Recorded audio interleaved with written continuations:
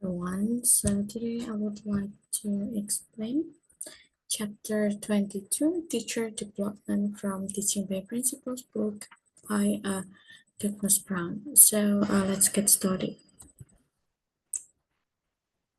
Okay, development process of teaching learning. So there are four points about developmental processes of teacher learning. First is skill learning.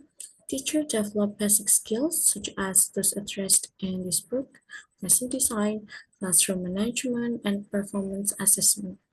And then cognitive process. Teacher formulate assumptions about the source language acquisition that stem from their background, experience, and knowledge. And then personal construction. Through an ongoing process of the organization and reconstruction, teachers actively construct a knowledge as new learning and experiences form a personal framework. And then reflective practice. Teachers critically examine and reflect on their own teaching experiences, leading to improvement and further development. And then peak performance. Consider the following 5 maxims that you might apply to yourself, even at this early stage in your career. There are belief in yourself, set realistic goals, take calculated risk, and reduce and manage stress factors. And then effective language teachers. Consider the following down-to-earth list of characteristics of language teachers who are successful in their art and craft.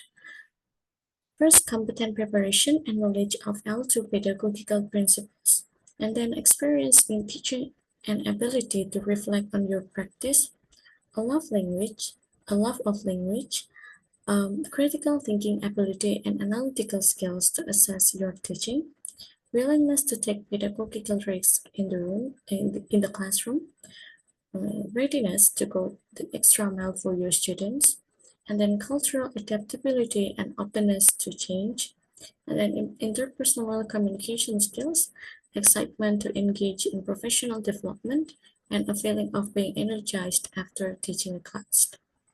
And then classroom observation. How do you go about observing yourself?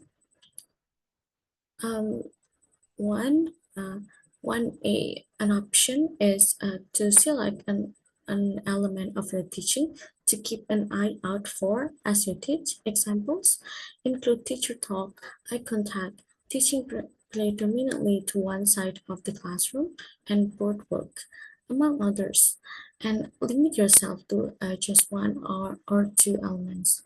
And then B, second option is to use an observation checklist.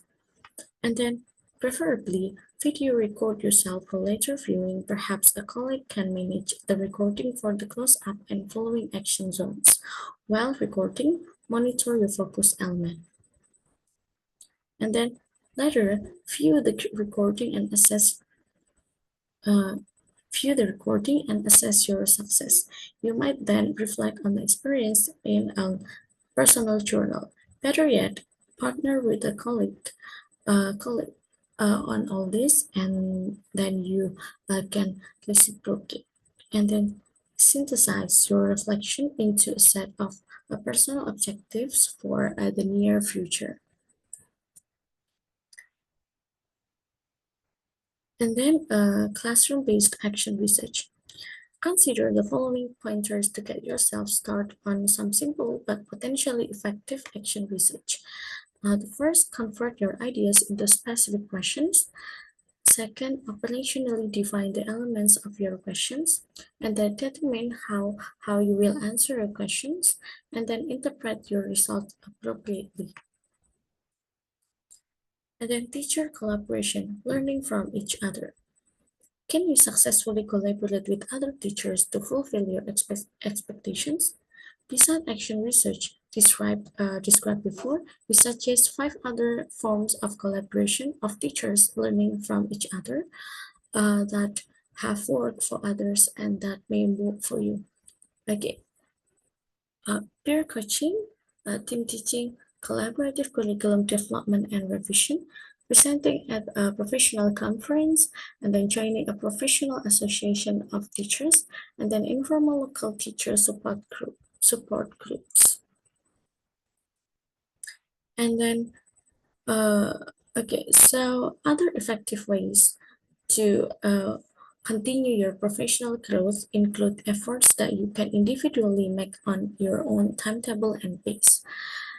Okay, so the points are reflective teaching journals, uh, teaching portfolios, professional reading on your own, and writing for publication.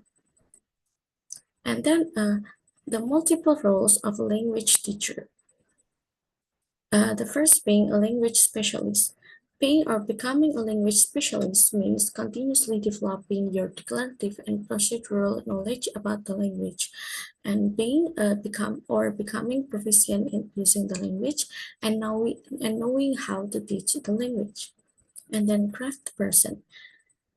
Becoming a craft person means continuously working to expand and fine-tune your craft in order to make principled choices and selections of skills and strategies to realize particular curricular ends.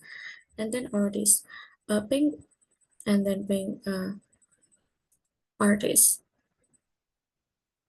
and then intellectual researcher, and being an intellectual is not about basing your practice on only official knowledge in the field. And then we have a learner. Learner is uh, all growth and change involves learning, and as you develop your craft and practice your art, as you raise questions and discover more about language and teaching, and as you benefit from the wisdom of your own students, you learn. And then transformative reflectivist. Being a transformative reflectivist means constantly engaging in critical reflection of your own practice. Okay, so that's all about chapter 22. Thank you for your attention and see you.